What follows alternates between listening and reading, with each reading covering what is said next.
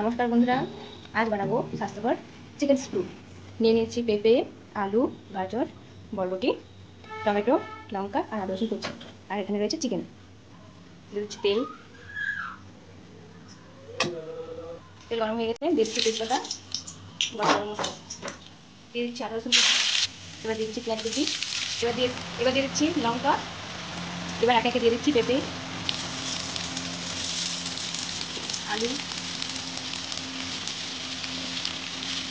আর গাজর।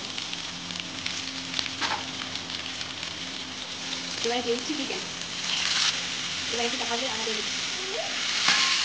এবারে দিয়ে দিচ্ছি বরবটি, দিয়ে দিচ্ছি পরিমাণ মতো লবণ, দিয়ে দিলাম হলুদ।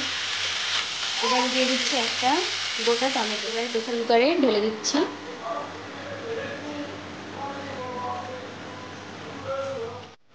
দিয়ে দিচ্ছি গরম জল।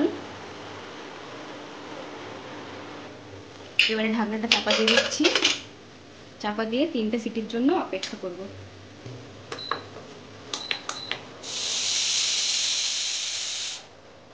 পড়ে গেছে, এবার ঢাকনা খুলে আপনাদেরকে দেখাবো।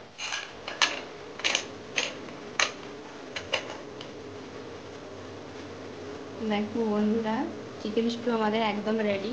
চিকেন স্টু একটু ঝোলঝোলই ভালো লাগে।